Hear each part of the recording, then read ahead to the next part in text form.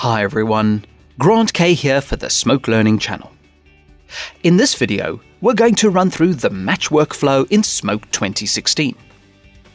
I'm referring to matching shots out of the sequence if you need to perform a variety of editing or effects tasks. If you would like to follow along, just prepare a sequence with any material. Add a few timeline effects and connect effects segments to make things interesting. Now I'll scrub to a segment called Time-Lapse Gallery. To match the segment, it needs to be selected. Press the F keyboard shortcut. Two things happen at this point.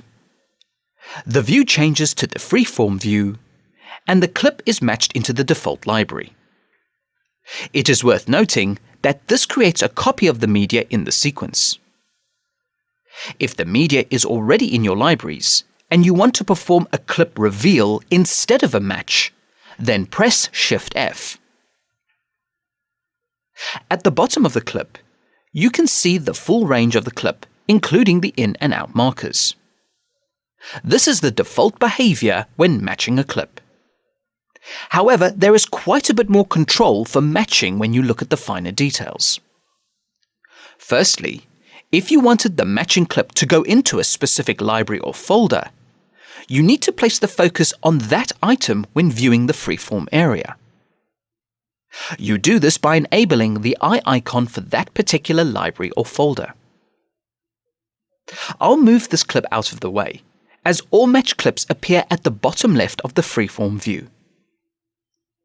Now let's look at the matching options.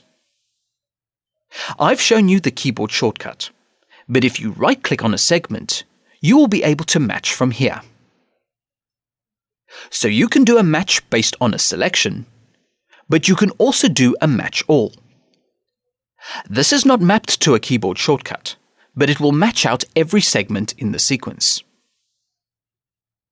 Now the default setting is to match using the sequence's information. This means a new clip is generated based on the sequence edits. In other words, the in and out markers are retained on the matched clip. If this option was off, Smoke would perform an operation similar to revealing a segment. You don't need to do this all the time, as I've already mentioned that there is a separate reveal command mapped to Shift F. If the media exists elsewhere in the libraries, it will be exposed in the media panel. Please ensure that Use Sequence Info is enabled. Now you can match with any view in Smoke, so I'll be toggling between the different views in the interface. Going back to the pop-up menu, you will see another match option called Preserve Handles. Select that option and perform a match. A new matched clip is created, but it is slightly different to the previous one. The first match clip without Preserve Handles gave you the full range of the clip, including the in and out markers. The second match clip using Preserve Handles only gives you the duration between the in and out markers. This is great for only working on particular frames used in the segment.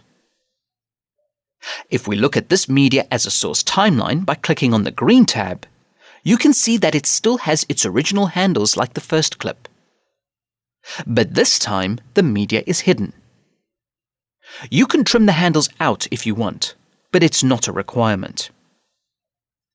Go back to the record timeline by clicking on the red tab. So when it comes to matching clips, you can tell Smoke to expose all the frames in the clip, or only show the frames used in the sequence. Now let's move on to something slightly different. I'll scroll the positioner to another segment that has a timeline effects. Right-click on the segment, and via the match options, disable Preserve Handles.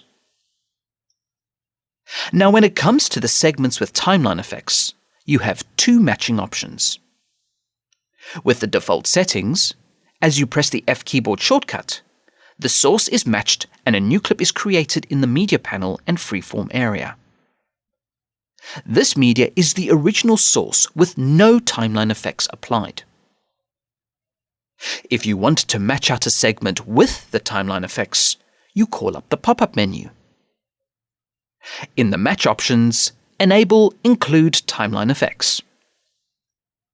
The next time you match the clip, the media with its associated timeline effects will be matched out of the sequence.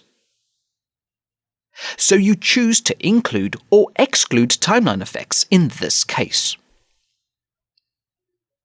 The final match option has to do with connect effects. I'll switch to a player view and scroll back to the previous shot. So this is a connect effects example using 3 sources to build the composite.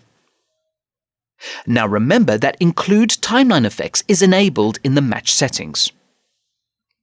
When you perform a match, the connect effects segment is matched out of the sequence. All the media and metadata that make up the connect effects are stored in the matched segment. Now the reason why I emphasized Include Timeline Effects is because if that was off, nothing would happen when you perform a match. So having Include Timeline Effects enabled matches out timeline effect segments as well as connect effect segments. But if you wanted to get down to the actual media used inside the connect effects, there is another option to enable.